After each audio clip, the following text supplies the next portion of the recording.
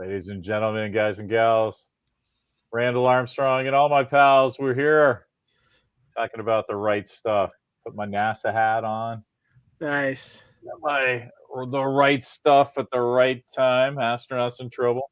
Love it. Love it. 5-year-old, almost getting to be 30-year-old T-shirt now. Oh, wow. Yeah, yeah.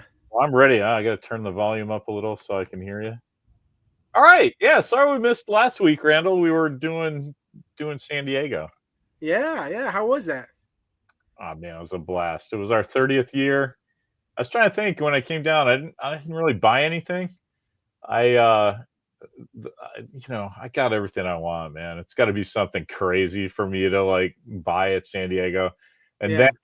then I have to like take it home, and so like it has to be something crazy. The one thing I was tempted about, my buddies over at Factory Entertainment had a I don't know, are you big the original series Star Trek thing? They did a thing with Gary Seven, and he had this little like it was basically a Doctor Who rip. Okay. It was a backdoor pilot for a show that they'd never explored because it was too much like Doctor Who. Oh, okay. And so his version of a sonic screwdriver was like a radio pen that he used to control his. He didn't have a TARDIS, but he had like this little portal that he could go anywhere on Earth. And the guys at Factory Kind of like Rick and Entertainment. Morty, huh? What's that? Kind of like Rick and Morty. Nah, I don't know. I'd never watched Rick and Morty. Okay. I know it's a cartoon. I know they're supposed to be Doc Brown and Marty. You know me. Yeah. I don't watch cartoons, but anyway. It was this $100 thing, and not only had my buddy Nick Tierce's dad, Gary Tierce, done like perfect ones. He's a machinist, does really cool stuff. Like, so I don't have my Barbasol. My dinosaur thing is not Nick Tierce's. It's not Nick Tierce's dad's, but he makes a really good one.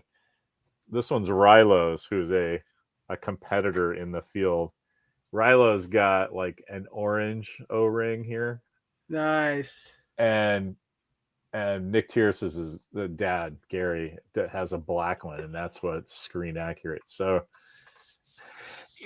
I came a little late into props. I didn't get Gary Tierce's, so I had to settle for a Rilo, but like it's not a bad piece. Anyway, it's still a great piece, man.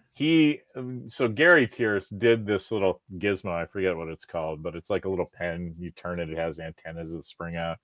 It was $100, but I just couldn't pull the trigger. Oh, I understand. Because I'm like, it's just if I really cared, I'd ask Nick to have it make his dad do another one for me. Yeah. And I'd pay him triple, but it would look better, it wouldn't look like some store-bought thing. Anyway, that was the only thing I was tempted by. And but there was lots of cool shit. Like my kid went insane. You would love it. He's a big fan of Ryan Ottley. Yeah. So he hung out with him for a while. He like stood in line to get him to draw a little Invincible head on this particularly Invincible branded card that he bought like ahead of time. It comes in a case and it's branded and everything. And so Ryan was super cool to him. Walker was obviously a fan, right? Yeah. And he was, he just went over and he rapped to him like a regular guy. And so he has this great story. It's kind of too bad he can't tell it because he tells it better. But he had already rapped with Ryan like the day before, and then goes and stands in line, and he recognizes him. He's like, "Hey man, like I can't wait to do your thing." And he's like, "Oh, right on." And it was a chunk of change, but he paid for it gladly because Walker's got this really cool, sketch card collection going. Yeah. And so he's really excited. He wanted to draw something. One of the characters. Do you know Invincible at all? Yeah, I mean, I've watched this show, and I read some of the graphic novels. He wanted Ryan to draw Alan the alien. Yeah. Seth Rogen does the voice. Except that's why. Like Walker's a giant Seth Rogen fan.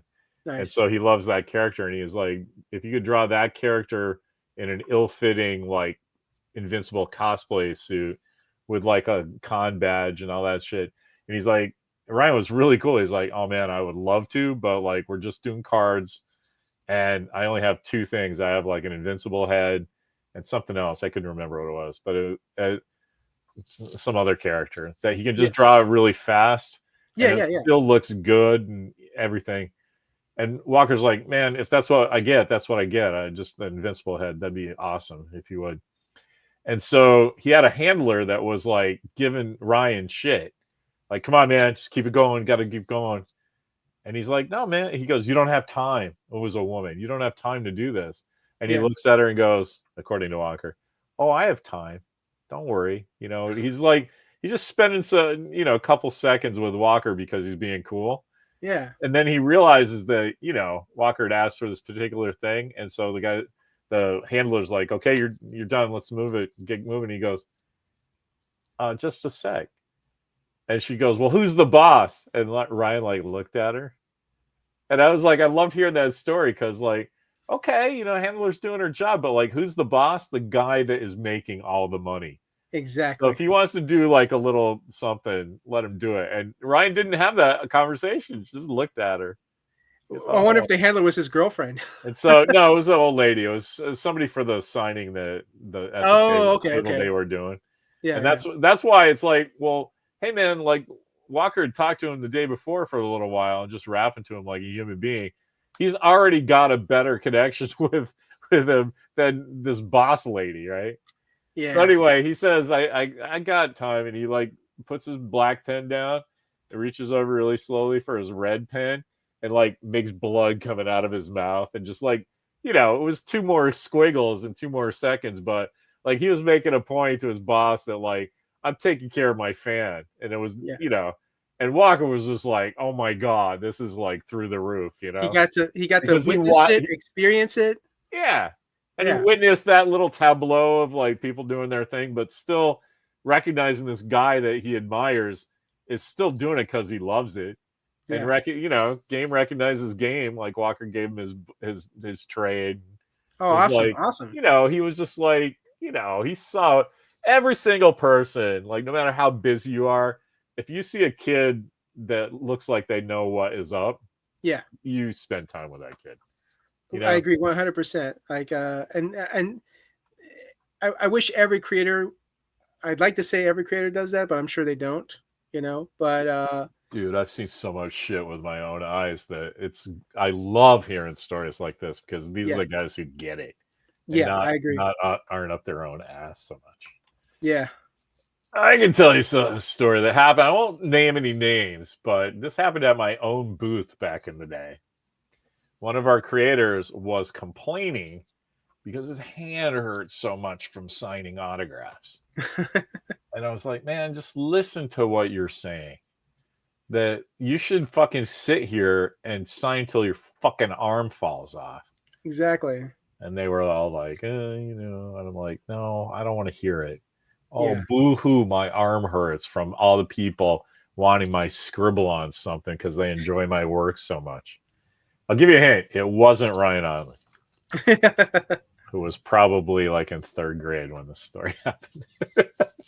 But anyway, he was super cool. And then he met another guy, Patrick, 3 names, writes Batman. Do you know somebody like that? Patrick something Murphy, not Sean Murphy. Although he met Sean Murphy, and he said Sean Murphy was super cool. He said it was Patrick? I don't know. Hey, Walker! I know of Philip Kennedy Johnson. Who's that 3rd writer you saw? There's Ryan Otley, Sean Murphy, and then who was it? Philip Kennedy Johnson. Thanks, man. Yeah, so those were his 3 guys. That was the only people he wanted to meet at the show. And guess what? He did that all the first day. Nice. Pretty funny. Here's Matt Shivers. "Damn it, Jim, I'm a doctor, not a..." Oh, right. This is comics, not Star Trek. Servo Stylist. Thank you, Chris. That's what it was. The radio pen I was trying to think of. No menthol. I don't know. That seems like a joke that I made that I forget. Oh no, had a nice little chat with James O'Barr in Chicago years ago. And then some kid asked him to review his art portfolio, and he did it happily. Took it seriously. It was cool to see. Nice. James O'Barr, you get it. Yeah, I think the guys who make the big splash either turn into shitheads or turn into Like, just it's like the super soldier serum, right? You get a little celebrity, and it just amplifies what kind of person you are. Yeah, If you're a yeah, grumpy dick, you turn into a shithead. If you're a cool guy's trying to help, you turn into the coolest guy ever. yeah. Oh, Anyway, it's they say, yeah, I've heard that saying, especially with success. They say that, you know, the more successful they become, or the more money that they make, the more they reveal who they really are. And well, that's what's believe it or happening to not, you. huh? I said that's what's happening to you. You're the super famous guy that reviews movies. You should see, man. The girls are going crazy. Like, girls were like, "Can I have another one of these bookmarks for my friend back home?" Oh yeah, I'm like, "Hey, lady, I'm married." And they're like, "Not you, not you, the other guy." And I'm like, "Okay, cool. I'll tell him." yeah. That I, I happened twice in 4 days, man. I like to think that if I did become famous, More to a, famous. more famous, if I Yeah. became more famous, I'd like to think that I would be like a combination of Tom Hanks and Paul Rudd. Okay. They are the same guy, you know. I've never seen them in the same movie before. That's a good point. That's a good point. What about Tom and Paul? Because we're all on first name basis with those guys. What is about Tommy and Paul? What do you think? They're just cool guys. They seem cool and like get it. I think they're humble. I think humble, I think, is a huge thing, especially if you're successful and the celebrity, right? Like, you're able to be just laid back, be real, have a conversation, treat people like human beings, And I think the extra thing that they have is that they have a great sense of humor, and they're able to, joke around with people, and that's one of the things I think that makes them both like really likable. Like Tom was kind of like your everyday man of the 80s and 90s, and then here comes Paul, late 90s, 2000s, 2010s. He I turned know. into What decade do you put Paul Rudd in, who has looked the same for the last 5 decades, right? right, right, I think you're onto something, though. I mean, both those guys have comedy chops, right? Like, Paul Rudd's more of a comedy actor, but Tom Hanks started out as a comedy guy. I mean, yeah, like just Bosom Buddies and Bachelor Party, and even Big. Like, Money Pit. He's a comedy guy, oh and yeah, that's the comedy guys are always humble because they remember what it was like when nobody was laughing. yeah, And they're the same guy. And now people are laughing. Like, the only difference is that the audience has changed, clipped to what. No, they haven't changed. They just kind of like they've clipped to what they're doing. Like, oh, I get it now, right? yeah, yeah, Sometimes it's just like another bit of the avalanche before it's all ready to go. Like Tom Hanks was poised for, you could just tell in the 80s. Yes, he was in Splash. I mean, he was in a lot of big deal yeah, yeah. I stuff. mean, Bachelor Party, like Oh, is it? one of my favorites is the Dragnet Just a movie. minute. I'm being handed something. Can I? Oh no, really? Yeah, of course. Yeah. I'll be like 15. Okay. Are you taking the car? Yeah. All right. Be careful. I'll let everybody in. My son asked for beignets, and I got him something different. So he goes, "That's something else from what I wanted. Can I pop over to Gus's quickly?" So that's what happens when your son becomes a teenager and can drive and is going to college in 2 weeks. He's all like, "Oh yeah, hey man, I know you're in the middle of something. I'm going up to the store." Like, shit. We see. I think those I little guess moments, that's right? where we're at now. Those little moments are the moments like those. That's just another one of those moments where it's great to be a parent, right? Like to have that experience with your kids. Oh man, I love being a dad. I don't know about being a parent, but I love being a dad. Yeah,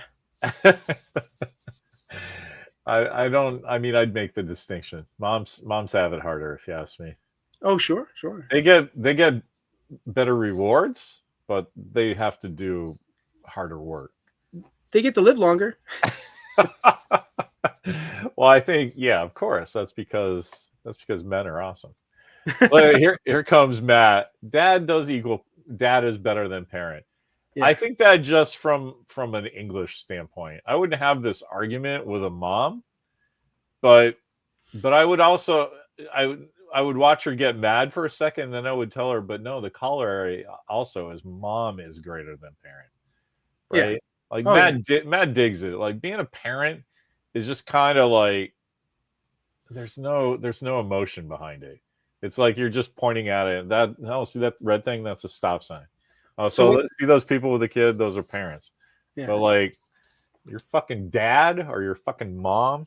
All right, let's What would you say is a stronger word, mom or mommy? Well, it depends on who's saying it.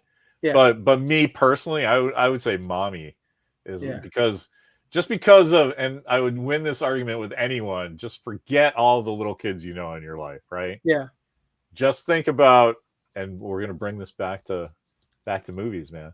Think about Saving Private Ryan when Giovanni Ribisi gets Yeah. killed and he gets shot in the leg, but it hits his artery and he's just bleeding to death and they can't stop it. What does he say? He's sitting there bleeding out in a French field and he's going, "Huh, mommy, mommy." His mom is just gonna make everything better, man. Yeah. Just if mommy could magically appear. And that's what soldiers think when you're bleeding out in another country. The last fucking word on your mouth is mommy. Yeah, man. That's better than mom or mama or ma or what the fuck ever. Yeah. Like Yeah. when you're at that one scene proves my point, I think. When I was younger, I would just leave it at that. That proves my point. I'm fucking right. No, it's not like that, right? It's like I would always put stuff like that, and I want to apologize to everyone because it's like I know that you stopped listening because I stopped talking, but there's another bit there that it's like, yes, this is just my point of view. This is from my experience. This is the things I think, the stuff that I've learned. I hate it. Uh-oh. Redacted dad jokes. No, see, that's why I would make the argument that dad is better than parent because nobody says parent jokes. Yeah. Right? They just say dad jokes. Yeah. So, Dad jokes reign supreme. anyway, man, we just did 17 minutes on nonsense. Do you want to keep going? Because I could talk about San Diego for an hour, but I wouldn't mind trying to talk about the right stuff for a minute. Let's do it, man. So let me ask you some questions. Like Okay. just did you haven't read the book this is based on, right? But you know it's famous. Tom Wolfe, The Right What are Stuff. books? Yeah, okay. The Right Stuff, it was kind of a big deal book when it came out because it Yeah. really followed the early space stuff. And Tom Wolfe was like a really good writer. He's up there with Truman Capote for like true stuff. Like Capote's like true crime, but Okay. Tom Wolfe, he also does cool fiction. If I'm not mistaken, Shivers would know. I'm pretty sure he wrote Confederacy of Dunces or something like that. That sounds familiar. Yeah, it was a cool movie with Bruce Willis, so you might know it from that. Okay. But Tom Hanks was in that too, if I'm not mistaken. He was the main guy. I'm probably confusing it. Tom Wolfe wrote something else that's up there with Right Stuff. But anyway, this came out because in the late 70s there was this sort of reaction to the hippies of like what it means to be masculine in America and like because everybody's got long hair and they're wearing their sandals and like remember when men were men. And his point was like men have always been men. You just have to fucking look around, right? And so the theme of The Right Stuff was just basically at the end there, it was like, oh, sir, is that a man? You're fucking goddamn right it is. That's basically the point of the movie and the book, right? Yeah. That a man is based on his actions and not that he's got a cool jacket and rides in on a horse and is married to Barbara Hershey. Okay, that's all frosting on the cake, but you fucking try to do something no one's ever done before just to learn something new or to prove some kind of point at the risk of bodily injury to the point where you have to punch out of a $2 million plane that's dropping and you get your own rocket blast in your own face and still kind of just come down and go, oh, here's that Beeman's I owe you, Ridley. I mean, come on. Anyway, Wolf Road, Bonfire of the Vanities. Thank you. See, I told I you. was going to say that because when you Shivers. said Tom Hanks and Bruce Willis, I was like, Yeah, I remember the movie. it wasn't Confederacy of the Dunces. It was the Bonfire of the Vanities. So you can see where I'd be confused. There's a lot of words in my head, Yeah. and that followed the pattern. It's basically a haiku, right? The bonfire of the van. You say it fast. Lose the middle syllable in vanities, or the bonfire of the vanities is 7. That'll be in the middle. Larry and Randall, bonfire of the vanities. Oh, the movie. I don't know. Anyway. So what? Let me. So that's the. I always like to try to put it in context because this movie, as you watched it, right? Yeah, yeah. I didn't realize until this morning because I didn't care because I have like the old DVD, so I'm like I'll just throw that in if I have to. But I always look if something's streaming and it was all you had to purchase it, and I was like, oh fuck, I made Randall, but he didn't say anything, so he probably has a copy of it somewhere. No, I bought it. Did you? All right. Well, I kind of It- don't feel bad because that's a good movie to have. but here's the funny thing, right? I bought it when it was on sale. I think it was on sale for like $7. So I'm like, okay, that's not bad. But then the worst part was when you were like, hey, let's do next week, right? I'm looking at movies that are on sale, and it's like, had I waited a week later, I would have got it for $4. Oh man, well I'll send you $3 or something. No. You don't No, need to. Steve and I do that all the time. Like if somebody hates a movie, he just gives them $2. Sorry. Oh, look at this. Yeah, I'll give you $3. Shiver says no. You're famous. You can afford it. Yeah. That's awesome. So I saw that this morning. I was like, fuck, I should probably apologize to the poor bastard. So sorry. But then on the other hand, that movie is smokingly good. And I think that's the movie that we need to show people. Like, I can't believe Randall hasn't seen this. We should have started with this one because this is it's an all-American movie. The cast is freaking great. Yeah. Philip Kaufman, I actually spoke to the writer and director, Philip Kaufman, at some bodega in Marin like 20 years ago. And I was wearing this shirt. And some old guy is standing behind me, and I'm trying to buy my Slim Jims and Jolt or whatever. And he goes, hey, I like your shirt. And I'm like, oh, thanks. He goes, what is that? And I was like, oh, it's a comic book that I'm doing. He goes, oh, yeah, what's it called? And I was like, oh, right at the bottom here, Astronauts in Trouble. He goes, what's with the right stuff? And I was like, well, astronauts. And I kind of pitched it to him. He goes, oh, that's great. And I'm like, yeah, okay, cool, old man. And he goes, oh, I was just curious because I directed the right stuff. And I went, Philip Kaufman? And he goes, he was like, oh my God, you know my name? Because it's like, I guess it's 20 years later, right? Yeah. From when that movie came out. Yeah. And I was like, I love you. I love your movie. I love everything about you. Immediately go to hug him. And he's like, whoa. No. It was more like, oh, cool. But I was internally going, I said next to Philip Kaufman, and he looked at me. Anyway. Yeah, so he did a great job, but my main issue with that movie is the pacing. There's no, it's worse, man. I'm kidding. There's no narrative at all. Like what happens? Nothing. You just join these guys as they're doing something cool, and then they do it, and then you just go. It's like the end of Ferris Bueller. Like, what are you people still doing here? The movie's over. The credits are going. And I don't know. I have this weird relationship with that movie because I lived through all of it, and I knew all the cool Jeopardy they had. Like, no, John Glenn's going to be fine. His retro pack holds on. There was nothing wrong with his heat shield. I just know all that shit, not from watching the film, but from loving astronauts in the really, frankly, unhealthy way that I do. Yeah. A movie about nothing. It's not a movie about nothing. It's a movie that doesn't go anywhere while it's telling you about, it's a movie about men. It's a movie about men and how they just do crazy shit, and there's no reason for it. Why would you strap yourself to this giant candle? Why would you sit in something that's only supposed to last 15 minutes for hours, so you have to pee in your fucking cool ass spacesuit, right? And then like I'm great. Let's just fucking light this candle. And they all go, oh yeah, why don't we do that instead of like having to let them out 2 hours before, right? Right. I don't know. Which, by the way, growing Well, up, I wasn't a huge fan of Glenn Campbell, but as I've gotten the older, singer, huh? the singer, Glenn No, Campbell. the actor. That's his name, right? Glenn Campbell. No, which actor? The one that peed in the spacesuit. Oh, that's Scott Glenn. Scott Glenn. Oh Yeah, Jesus, yeah, Scott Glenn. yeah. You're not a huge fan of Scott Glenn? Growing up, I wasn't. What? He's the captain of the USS Dallas in The Hunt for Red October. Oh, I know. I mean, I didn't really fully watch Hunt for October until I was probably in my 20s.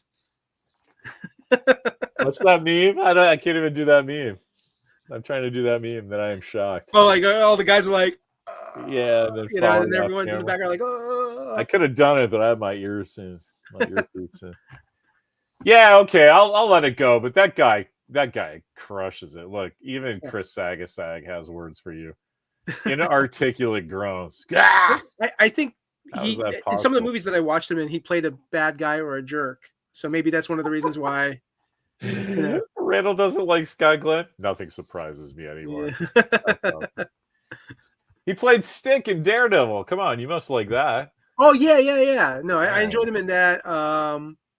But I'd say like this is one of my favorite roles that he played in. Like it was really cool to see him in that. However, my top two favorites, I had a feeling they were going to be my favorite, and I think I was dead on when I watched it. Dennis Quaid and Fred Ward. Okay. They were my two favorites, man. Like I'm not sure that isn't Dennis Quaid's first movie. I think he did like a couple movies before that one. I'm sure he did. I mean, actors don't just show up out of nowhere.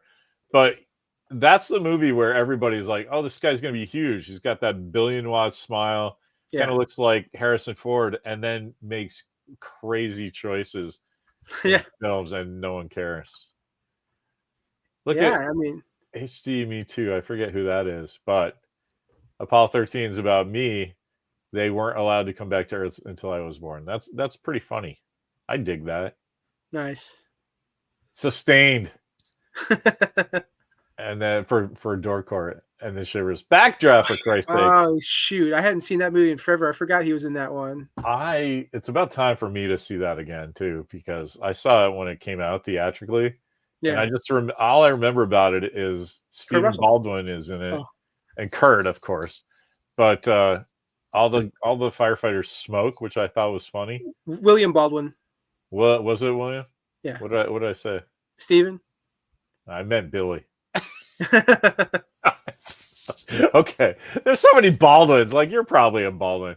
You should change your name to Randall Baldwin on the screen. That would be hilarious. Randy Baldwin. Yeah. So maybe I'll do that. Larry Baldwin. No. So yeah, let's talk about this movie. We kind of went through cast. You said you like Fred Ward and Dennis Quaid the best. Yeah. Like Lance Henriksen in it. Like God. I think that's with crazy. One line, maybe. Yeah, I think that's crazy. He's like in the end credits. His name shows up like he could have been in the background just eating popcorn. But even Sam Shepard, man, all these guys in their 30s, and Sam Shepard's like 42 or something. He's like the oldest one, and like that guy died of old age. That's how old this movie is. Yeah. What's his name? I can't remember the actor's name. I'm a fan of the TV show Boy Meets World. Well, sorry. And the guy who plays the dad on Boy Meets World, he's in the beginning of the movie. Oh yeah. Yeah. So I just thought to myself, like, oh, that's cool. Like I didn't see him in much, and so I'm sure one of his biggest roles, claim to fame, was playing the father of Corey on Boy Meets World. And he played a great TV dad, but to see him, he's one of the test pilots in the beginning of the movie. That's cool. Yeah.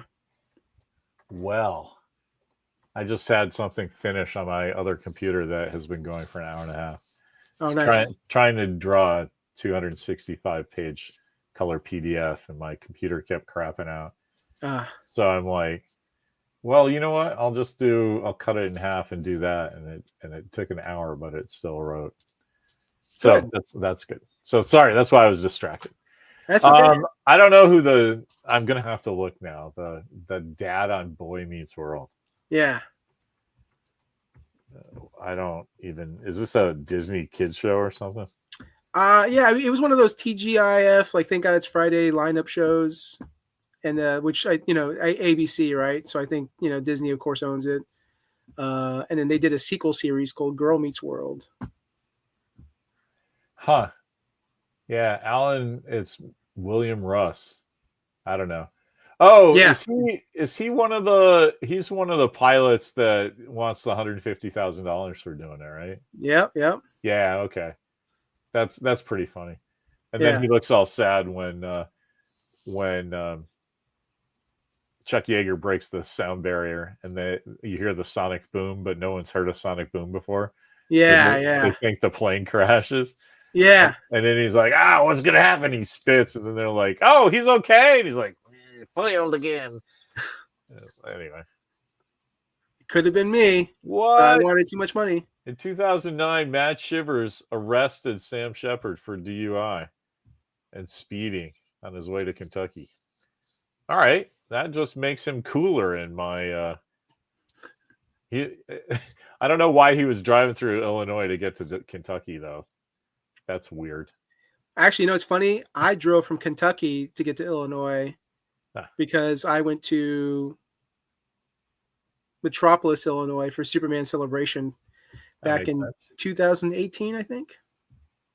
Did you see the ghost of Sam Shepard on the side of the road going out? No. I mean, if I did, I probably wouldn't recognize him. If I did, I'd be surprised that there was a ghost on the side of the road arguing with people. And not like, who is that dead guy? Is that Sam Shepard? I don't know. I'm going to have to wait another 6 years and watch Right Stuff with Larry. Anyway, Sam was on his way from Minnesota to Kentucky through Illinois. Okay, I guess that kind of makes sense. But he's drunk, so it doesn't have to make sense. Maybe he just was like, whatever. Maybe he got lost. Maybe he's tired of counting up all these Academy Awards and Tony Awards on Broadway and Nobel Prizes for screenwriting and shit that he was getting. And just, I don't know. Anyway, so what do you think about that movie? Like, it's I mean, I always joke about the pacing, but right, like the fact that that's not structured like a regular movie, like kind of gives you a lot of space on the pacing. But even I was noticing, like, oh come on, John Glenn's talking about the Aboriginal sparks from the fireflies and all that shit. Like, what? Yeah.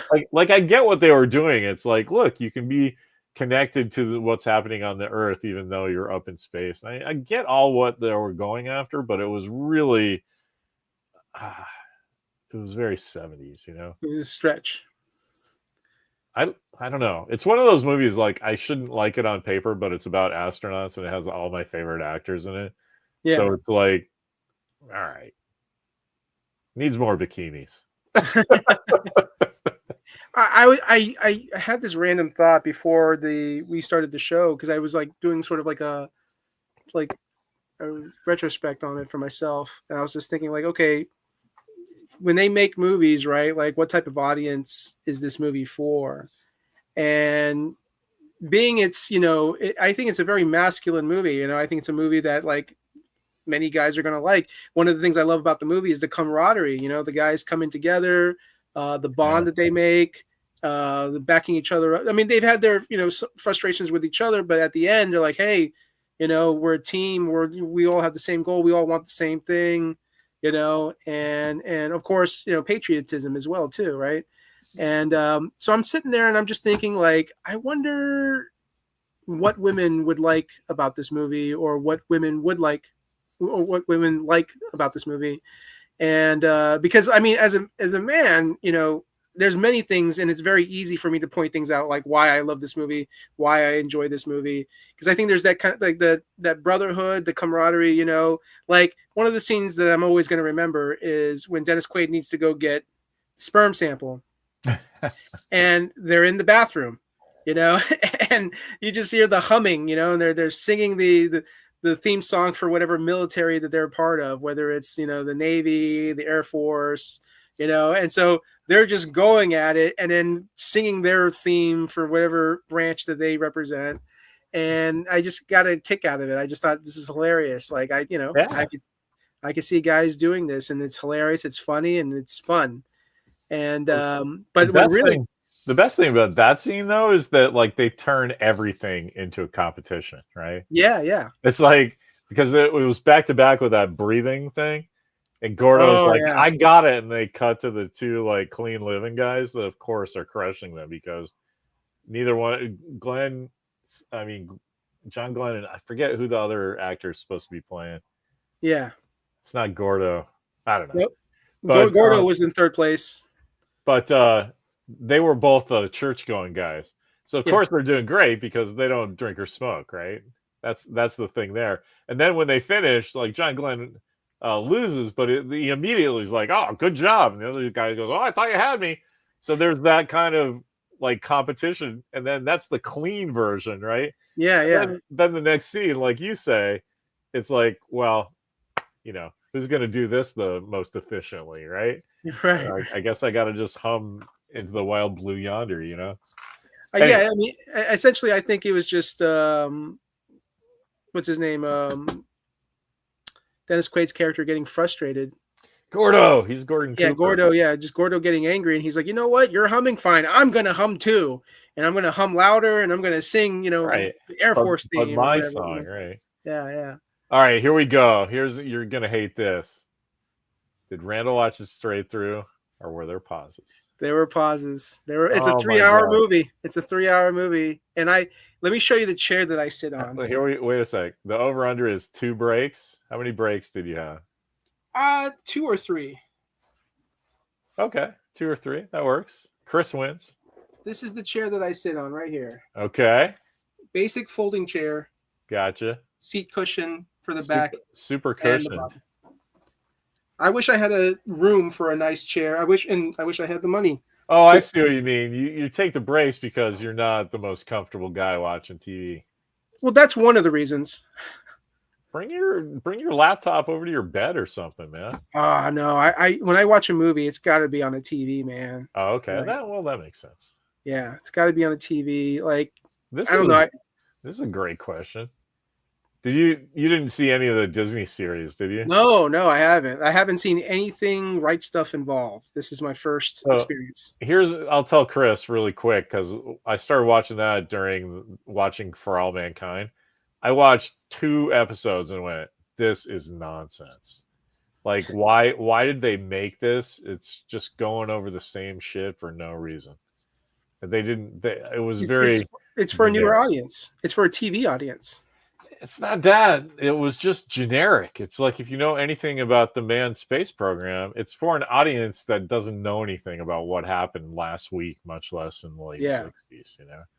Like I know so much about that crap, I started studying the Russian space program and Korolev and stuff because you know. Yeah. Yeah. It was meh. Correct. My experience for space movies, like history, like historical space movies, like obviously Apollo,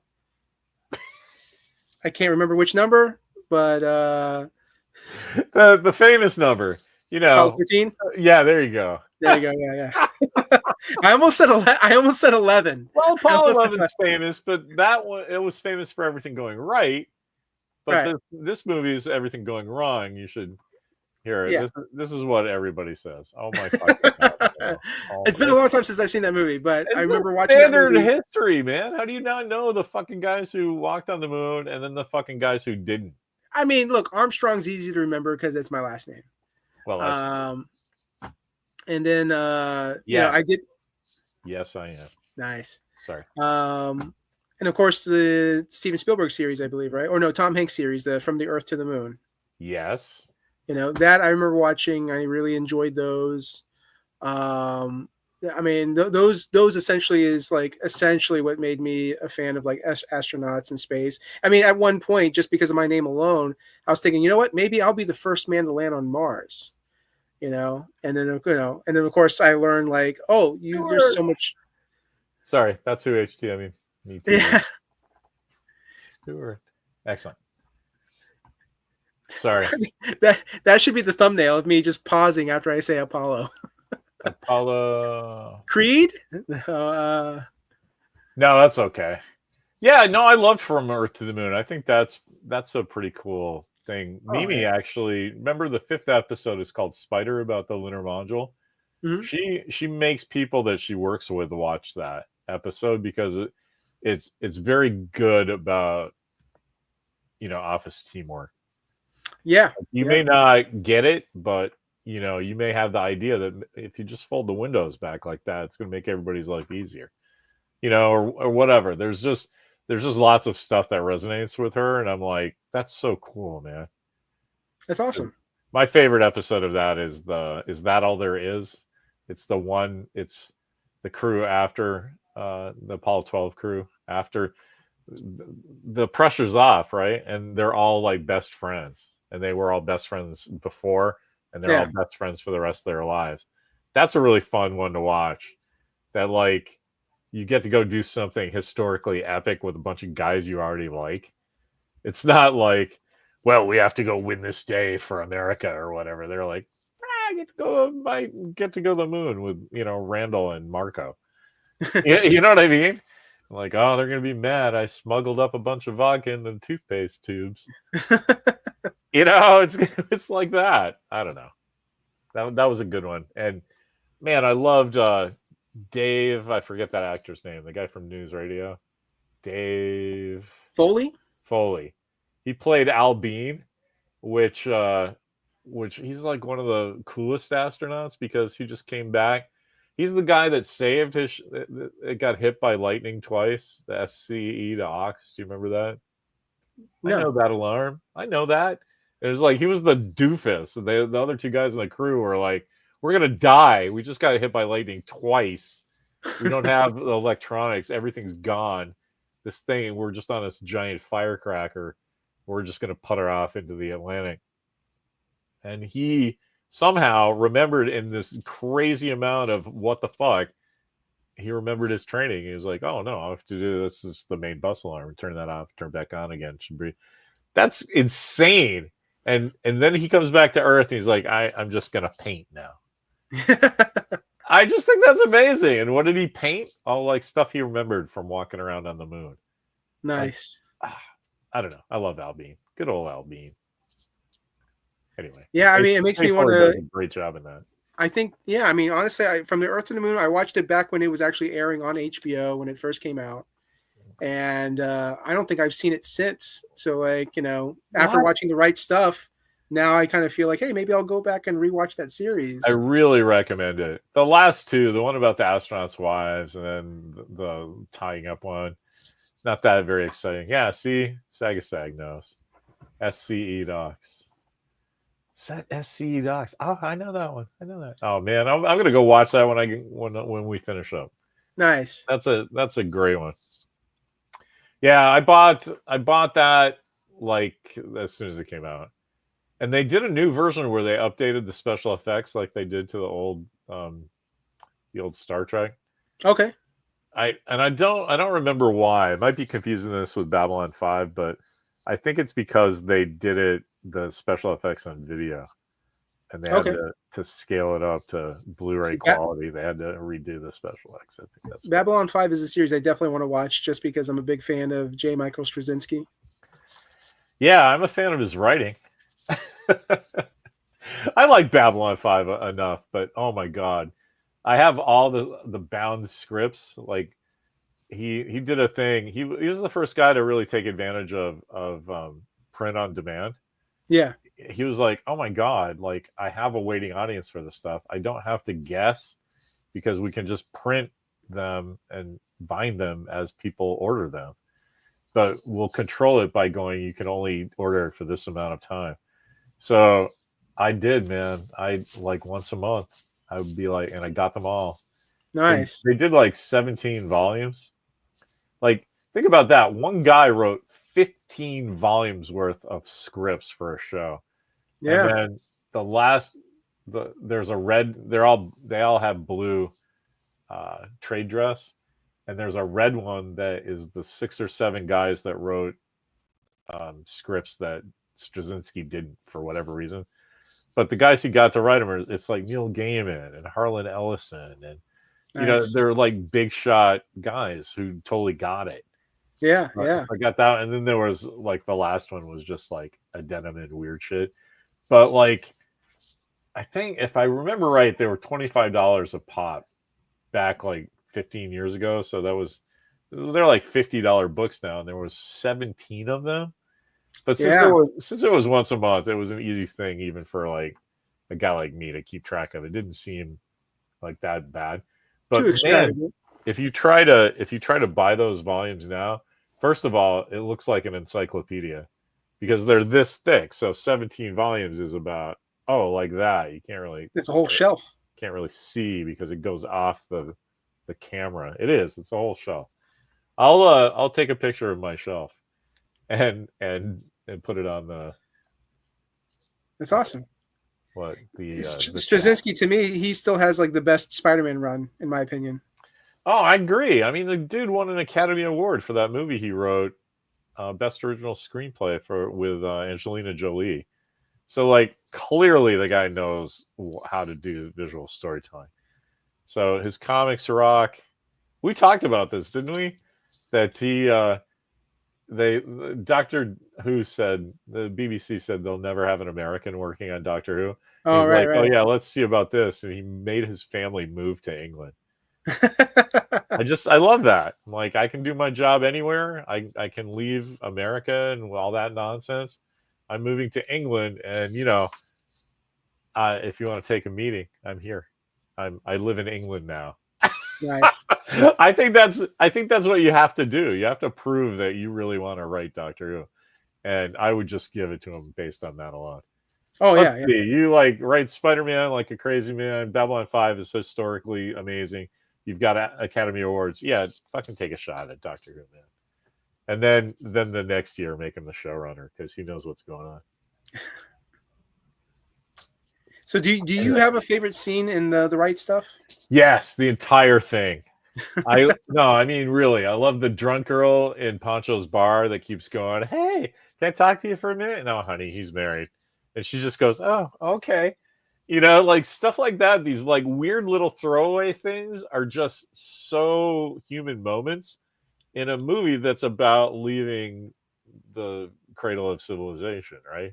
Yeah. So there's so much stuff going on thematically that I'm not kidding. Like it would be easier to go, "Oh, that's a nothing scene that I don't care about." And because I don't think there's any in there. Like that's kind of what I was getting at talking about the fact that it doesn't have a traditional narrative. You still give all the shits from second to second. Like people like you in a shitty chair, of course you're going to get up and go to the bathroom. And people like me, I've seen this movie 1,000 times. And so I was making lunch for my wife and my kid. And so I'd pause it, but I would instantly fall back into it, know exactly where I was. And that's chicken and egg, right? But I really think that would have happened the first time I was watching it too, because I remember being in the theater just riveted. Like I didn't have the sophistication I have now for narrative, but I understood that this wasn't a regular movie, and I still cared, right? Yeah. So you're saying Straczynski has the right stuff? He does. He does have the right stuff. He's like Harlan Ellison's executor of his estate. So right there, he's got the right stuff to be able to deal with all that nonsense. Oh, yeah. But I'm trying to think of some other scenes. I like all the cool, astronaut scenes. Like he's fooling around with his wife on horses, and he cracks 2 ribs, and then he's just like, "Hey, Peevy." It's not Peevy, it's Ridley, but I think that's the character from The Rocketeer, right? The guy who's just taking care of the pilot. So and then he's just like, "Oh, hey, Mr. So-and-so, I'm just going to need to borrow your broom for a second." Cuts off the broom and goes, "Yeah, that's about right." And then hides it under his jacket and walks out. And the Jenner just kind of goes, "I guess I got a short broom now." And he kind of bends over. Like, the entire movie is in service of lofty ideas and told from a human standpoint. Yeah. You know what I mean? Like Gus's wife doesn't care that her husband could have died She's just pissed she didn't get to meet Jackie Onassis, which is what somebody would do, right? Like, oh my god, Yeah, and it's all in service of this. The government owes me too, and it's a little thing about like the wives are just as bought in it like anybody else. yeah. John Glenn's character, that's half of what he says in the movie, right? Oh yeah, Like, no, that you tell him fucking Mrs. John Glenn says that and get these fuckers out of there. So I don't know. I wish sometime I could be like academic about this, like John Price. But when I just love movies so much that I think the academic stuff is a formality, even though it's not, and it's literally by definition somebody's area of inquiry, right? But yeah, like, I think there's a lot to be said for citizen academics, right? And like, hey, maybe I'm not using the terminology, but I know a thematic change when I see one. You yeah. know what I mean? What about you? Like the special effects were pretty good, huh? Yeah, it's funny. My favorite scenes weren't really the space stuff. I enjoyed the space stuff, but like I said, like this movie, like the camaraderie of it. That's what, like, when I was in high school, I was on the football team, and there was something great about being on a team with a bunch of guys. Like, we're all, practicing and then joking and playing around with each other. It's just that kind of like that brotherhood feeling. And so when I see that and I see the guys together, I kind of reminisce to that and I relate to it. And, it speaks to me. So, like, one of my favorite parts at the end is when Gordo is finally on the rocket, he's going up, and you see all the guys kind of like lined up and they're watching. And Fred Ward's character at the end, he's like, "Go hot dog, go!" Like, he Yeah, was yeah, just like, he was yeah, rooting for him, and he's like, "Go!" And I was just like, "Oh, I love that, man. I yeah. love that, that type of friendship where, you see a friend rooting for the other friend, and especially in circumstances like that, something monumental. And of course, I like how, like, I feel like Dennis Quaid's character could have easily played a jerk, and because he had some qualities that kind of made you think he could have been a jerk or go that route, but he was just a cocky guy. And I love how, at the end, same thing, like, he's telling Fred Ward's character, he's like, "Hey, they saved the best for last." Like, he's not upset that I'm sure there's a part of him that's upset that he's last, but he's happy that he's going, and he still thinks he's the best. That's you know totally part of the right stuff theme, though, right? That yeah, like it's everybody going towards a common goal, yeah. and I love Scott Glenn and well, the actor he plays not does he play Scott Carpenter? I think he does. I think so. Yeah, but anyway, he goes up first, and when everybody thinks it's John Glenn, and that then they do that reveal that John Glenn's in the white room and has put the funny sign up for him, and he's like, "Yeah, man, but there was no rivalry really, right? I mean, Yeah, there was a rivalry, but not a toxic one, right?" right, right. And then when uh, he's talking to Glenn, he's Glenn's Capcom, Yeah, so that even though they had like all that initial internal stress and rivalry and stuff, they just like, no, it's all about the mission. And so that speaks to your football thing, right? It's yeah, like you can hate the guy next to you, but like you got to stop this other guy from getting your quarterback, right? So yeah, there's like forced camaraderie if you're not feeling it, which makes it better, right? yeah, And so that's why I love you stop just short of it, that end scene where he's like, "Who's the best pilot you've ever heard?"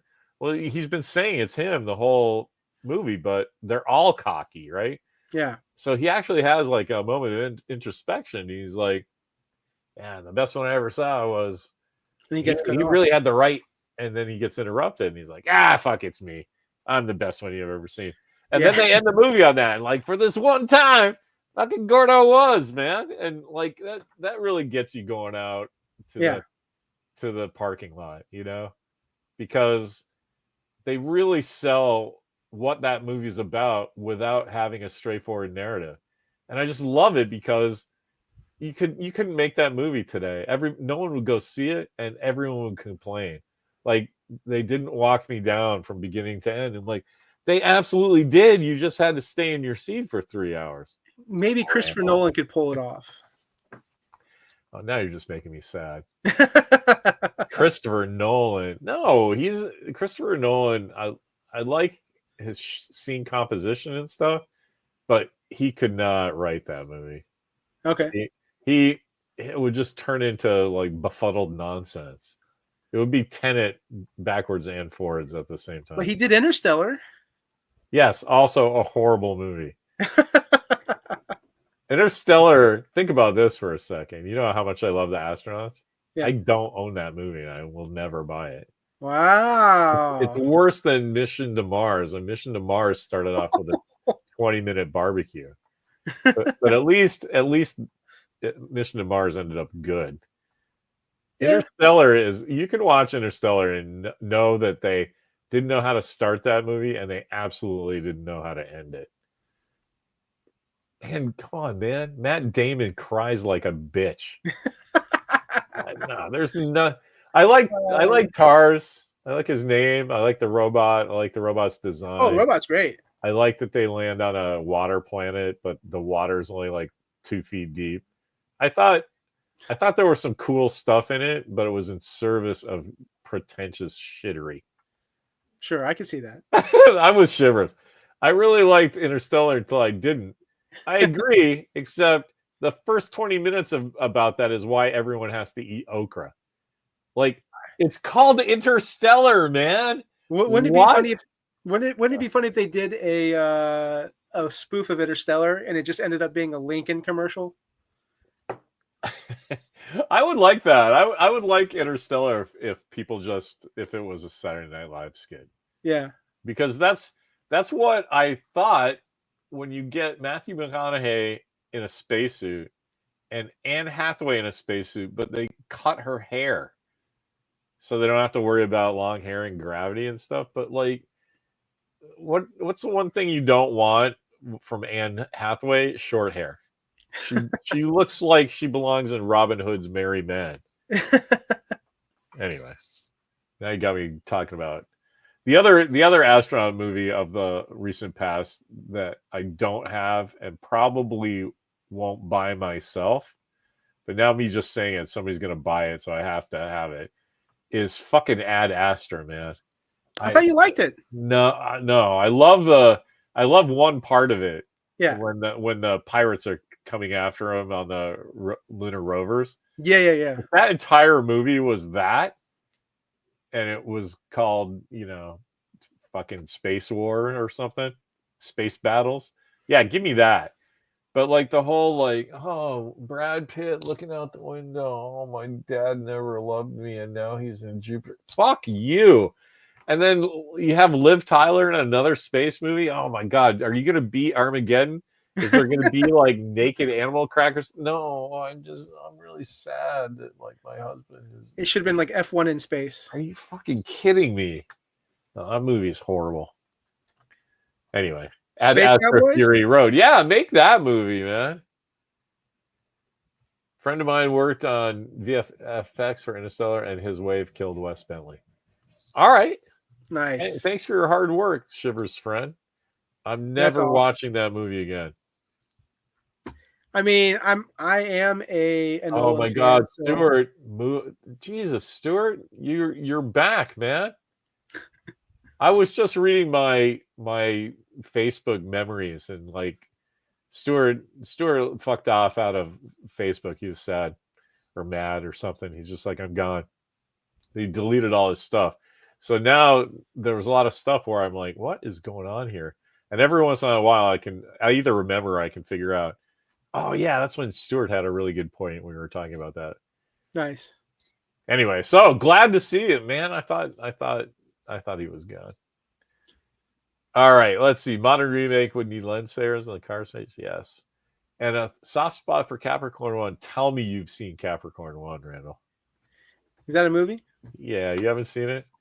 Okay, check out this cast. James Brolin, Josh Brolin's dad. Yeah. Hal Holbrook, Academy Award, Tony Award winning guy for playing Mark Twain. He's the NASA administrator who's a bad guy. James Brolin's commander of the Capricorn 1 ship. His 2 crew is Sam Waterston, who's comedy relief, and fucking O.J. Simpson, who's just a lug nut. And man, Nordberg? that movie is fantastic. That I've heard of it, but no, I haven't seen it. It's basically Watergate in space. Okay. They're supposed to land on Mars. The ship's not ready, so they fake it. And when the capsule returns, it burns up in the atmosphere. So now all these astronauts who are supposed to have been dead, and the world thinks they're dead, now have to be murdered by NASA, because if they show up, the gig is up, right? So then the whole movie is like this Watergate 1970s thriller of like the newspaper guy is trying to figure out, and he needs to borrow a biplane from Telly Savalas, who plays TG's Kojak. It's fucking great. What's the one space movie with Bruce Dern? Oh, Silent Running. Yeah. Wow, yeah. Talk about hippie science fiction. Have you seen it? I think I've seen bits and pieces a long time ago, but I never watched it all the way through. So the ship, the conceit is Earth is being destroyed because of all the non-hippies, and so they get they make this ship called the Valley Forge and put these giant hydroponic things on the back to try to save all the ecology that everyone is destroying. Yeah. And they have cool robots, and it's really cool, but nice. Of course it ends up like nonsense. The best thing about that, though, when they release it globally, sometimes they have to translate everything. Yeah. And so they were like, hey, in Italy, they were like, they're not going to understand the Silent Running. So they literally released this movie as 2002: A Space Odyssey. So there was 2001: A Space Odyssey, and now 2002: A Space Odyssey. And I kind of don't get how they got away with that. Yeah. Because it's not, I don't know. I just think that's cool. So you can look up 2002: A Space Odyssey, and it's a Italian Silent Running poster. Nice. You're like, what planet do I live on that happened? Yes, I agree with Philbo. Joan Baez's soundtrack on Silent Running is a snooze. It's just the end credits song, though, right? I mean, not even end credits. It's the end of the movie. They're like, oh, yeah, just in case you didn't get it, we're hippies and we want to save the trees. Oh well. I love this. God damn it, Randall. Stuart's like, I usually don't catch you live. Me neither, man. You should see me in the mirror this morning. Ellie Gould, Trapper from MASH, that's the reporter in Capricorn 1. It sounds like we could do like an entire month of just sci-fi movies you haven't seen. Yeah. You know what? I do want to give an honorable mention. I did watch The Black Hole. Oh yeah. Yeah. When I was a kid, and then like I watched it again as an adult, probably about a year ago, maybe 2 years ago. And yeah, it's a fun watch, because like the robots, the lasers, a great soundtrack too, I think. Shivers isn't going to leave you alone on that one. I really recommend Capricorn 1. Capricorn 1 is great. It's a really good Peter Hyams movie. He wrote and directed it. There's one little thing that if you're a space guy like me, it's kind of silly that their fake Martian landing uses a lunar module. It just the gravity's so different. Like the design for the moon wouldn't work on Mars, but like just kind of squint and pretend you don't know that. Yeah. And that movie is great. There's so much stuff from that movie that comes up when we're driving in a car, because there's a lot of all of the astronauts are really well drawn characters except for O.J. Simpson, because he's just the lug nut. And I mean, anyway. Oh, so here's a good question, because I know you're not a fan of horror films. Yes. Event Horizon. Have you watched that? I have. That movie sucks shit.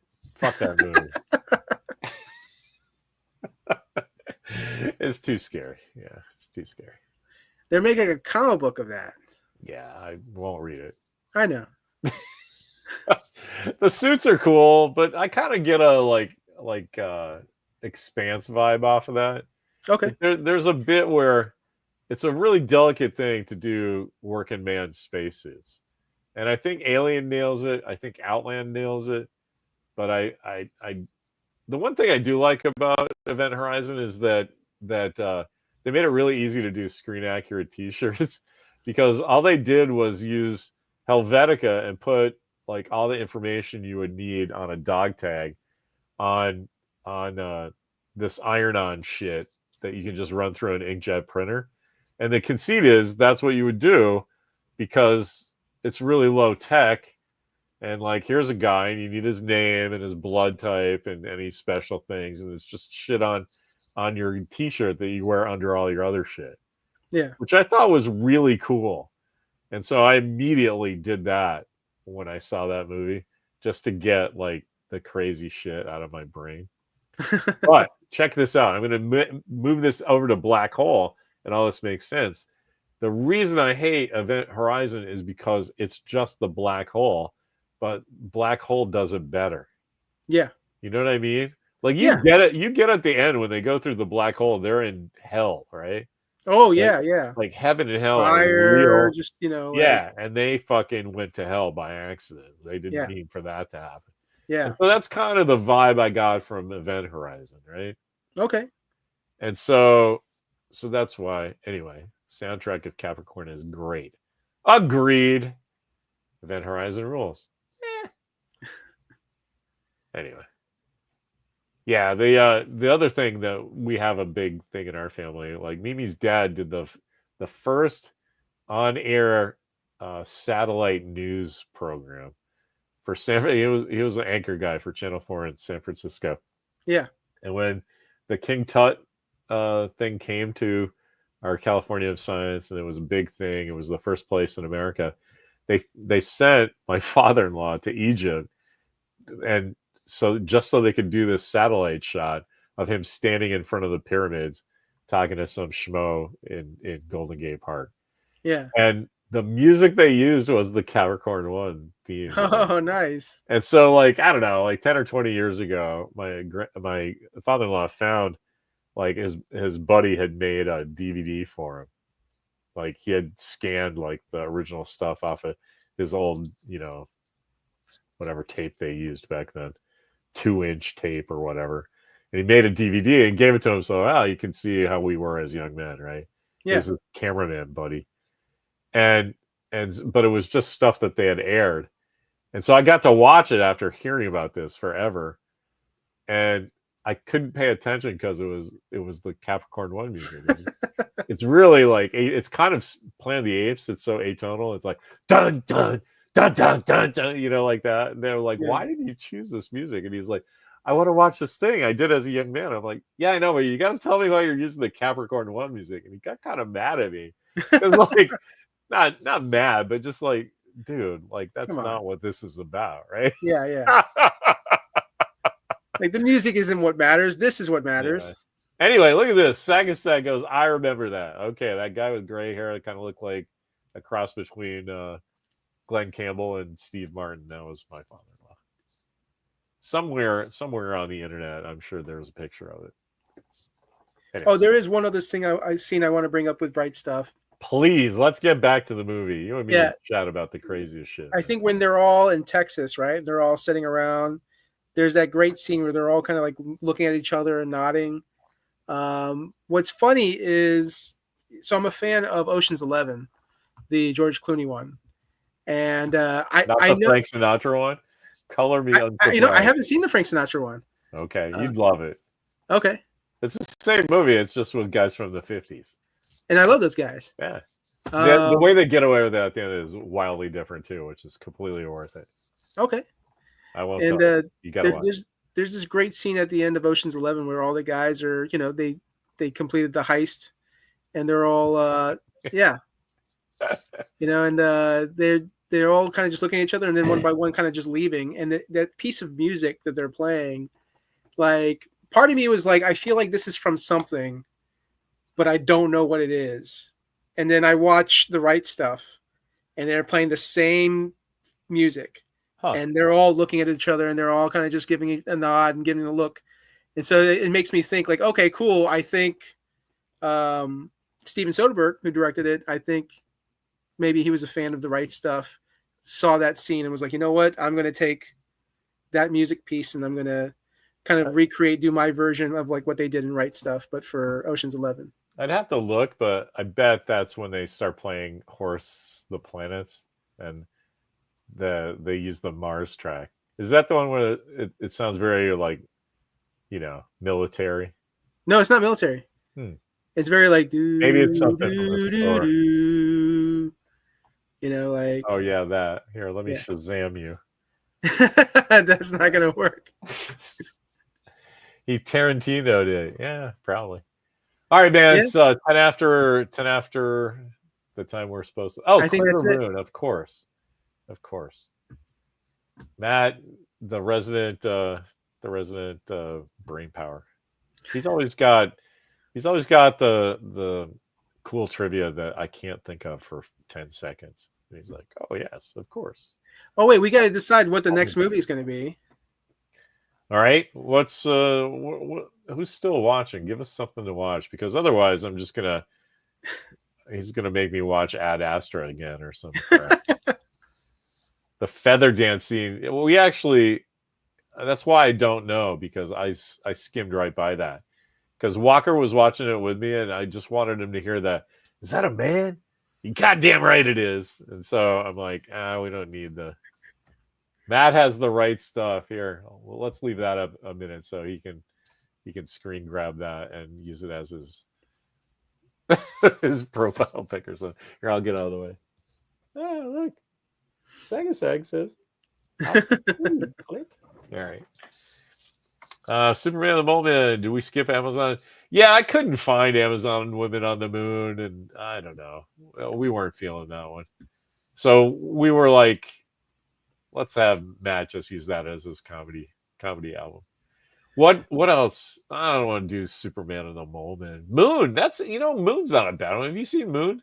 Actually, I have not. I've been wanting to watch Moon. Dude, this is a really good movie. I do love Sam Rockwell.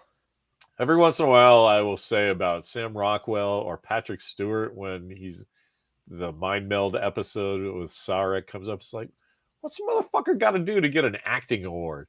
Like, this Moon, I think, is amazing. Let me pitch this to you, okay? Yeah. David Bowie's son breaks up with his longtime fiance. They never got married, but they were going to. And it's horrible. He can't deal with it. And he goes off to someplace and just cries in a house forever until he goes, wow, this is a really bad experience I'm having. It's kind of like if I was on the moon by myself. And he wrote this entire fucking movie, and it's bananas good. Timmy says Moon gets my vote. Stuart says, if you love Sam Rockwell, you love Sam. Moon is a great choice. I guess that's it. Moon. All right, I'm not gonna say any more about it, so you get surprised. It's fucking great though, and it's what's crazy was I remember when this movie released. I remember the trailers. I remember the ads, like when it was being released, and I kept telling myself, like, "Oh, I got to go see it. I got to go see it." I ended up not seeing it. Then I said, "You know what? I'll buy it on Blu-ray or DVD when it comes out, and I'll watch it." Never got around to it, and yeah, I mean, how old is this movie now? 10 years? It's old. Yeah, it's easily 10 years. My kid's 18, so it might almost be 15 years old. Here's the thing, though. This movie was made for $5 million, and it looks like it was made for 150. Nice. Crazy, and it's because all the special effects are done with models, and it's practical. The director... 2009, Matt says. So what is that?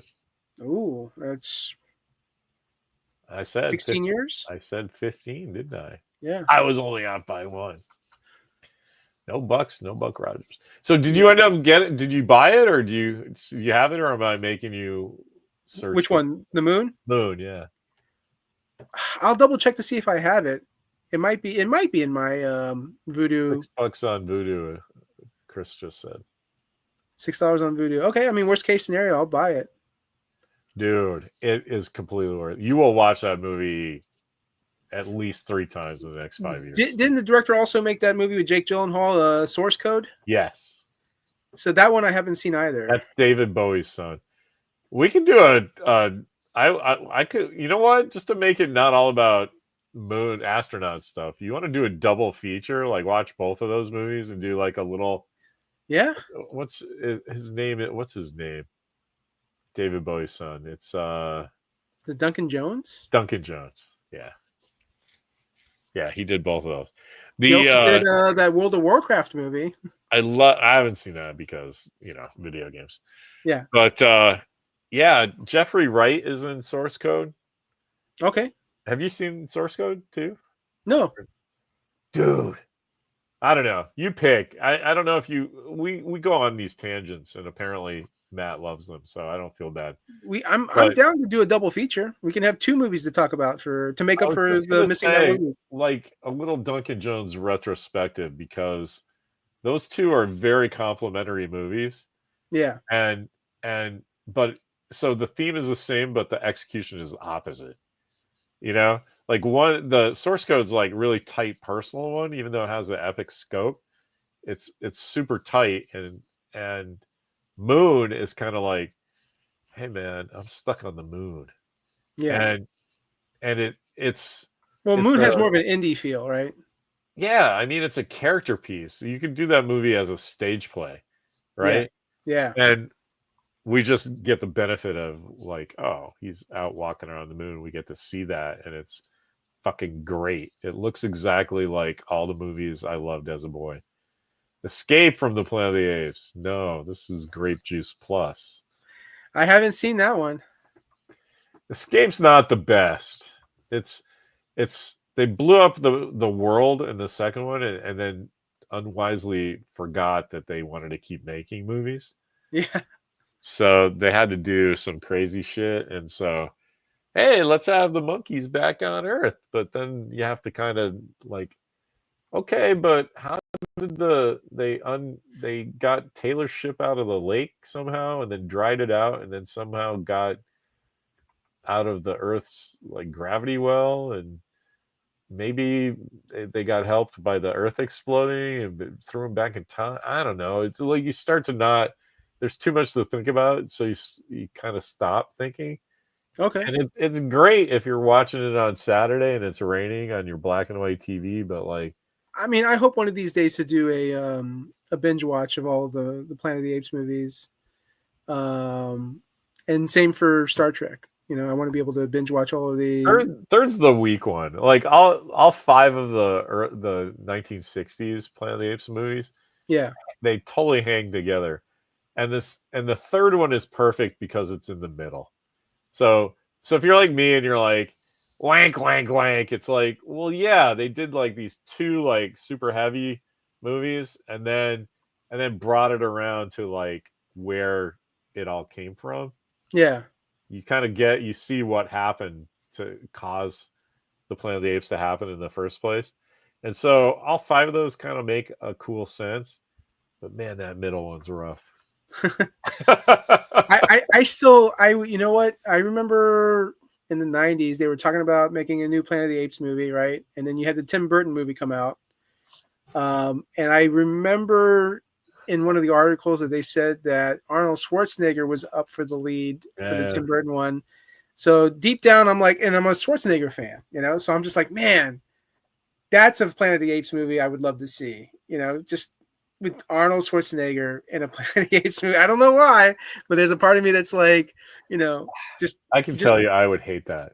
Yeah, it's because it's not putting Arnold in the Apes is not you. What do you watch, right? Yeah. Arnold's his own special effect, like even now, and then you're like, oh, delivering like cool makeup. It's like, no, look at all that muscle. It's just him delivering Charlton Heston lines. That's all, like, get your damn dirty hands off me, you dirty apes. Like, I would have loved it. Hey, I would have yelled. I'd been like, yes. So I want to give Philbo his props for Space Station 76. On paper, I should love that movie, and I couldn't get through it. I was probably in a bad mood, but like, it's one of those things where I get all the references, so it's not that good. And so I don't know if I'd do a double feature of that. There's this cool movie, to give it a chance. There's this cool movie that what's his name, Roman Coppola wrote and directed, called CQ. That I would do as a double feature with Space Station 76, and I wouldn't make Randall do it, but I would do it, and that's I think I might do that myself. Man, CQ is a really good movie.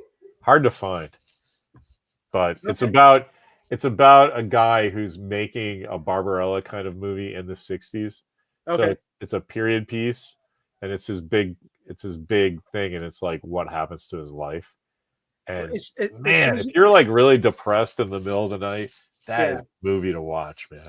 Okay. It When just it will either push you over the edge or snap you out of it. when But you said Barbarella, I was thinking of that Sean Connery movie. oh, Zardoz? Yeah. Yeah, it's not Zardoz. It's like it's thematically cool. If you look it up, I would totally recommend CQ. CQ. Okay. Maybe I'll ask Steve to do that for volume 3 of his. Like, wait, have you not seen this? Because I know Mark hasn't seen it, and I'm always talking about it. Yeah, CQ should be on everybody's list. It is really So who's in CQ? so. Uh, there's this guy named Jeremy Davies, who I knew from Lost, right? Yeah, yeah, I like him. I like him. He's the main guy. He's like really squirrely. Always has greasy hair. Yeah. Completely works as the lead for this Okay. because he's this writer director guy who's finally got his script that's going to be made, and it's just his life alternately becomes cool and collapses like every 3 days. Like, so you follow this journey with him, and at the end of that movie, man, I was just like in such a bad mood. I couldn't sleep. I know it was like Walker was an infant, and like I was just like, usually I read a book to be quiet, but I'm gonna fucking watch this movie, and it was excellent. Oh my god, I couldn't. It was one of those things where I thought, like, is this just hitting me right because like it's the same that I'm going through the same thing the main character is, like, thematically. It's just like this roller coaster of awesomeness and despair. And I'm like, no, I think I would have liked this movie anyway. It's just added value that like I'm on this extreme bit of my life where everything is either the coolest thing that's ever happened or like I can't go on because I'm just so tired. Yeah. But Yeah. and I have a feeling that some of these movies, like Moon, is like this, and CQ is like this. That if you're a writer and you're going through that, you just write a movie about it and you save yourself. It's Nice. like, words and pictures, man, juxtaposed. No, I mean, see, now that you Oh yeah, mentioned it, Jeremy Davies CQ. is in Justified. I forgot about that. Oh yeah. Yeah, I don't know who picked him as a leading man for this movie, but it totally works. Because it sounds familiar. It sounds familiar. So like I probably saw a trailer for it back in the day. I don't even remember. It was just on one of my many channels I had back then. And or it might have, my TiVo might have, because I had all the actors from Lost on there, so that might have been it. Okay. Anyway, I gotta go, man. It's Yeah. So 1 Moon and hour Source 50. Code. Moon and Source Code. That's gonna be a good one, man. I can't wait Yeah. to see what I do for a thumbnail. Did you see we got a stick of Beemans for this one? Yeah. That's Ridley. Hey, you got any gum? Yeah, I got me a stick. Actually, yeah. I have challenge coin collections, but there's a stack of Beemans in there. Nice. All right, thanks, dorks. That's us, the court of dorks. Yeah, you're welcome. Thank you, Randall. Thank you. Let's go. And one final thing. What took me so long to watch the right stuff? Yeah.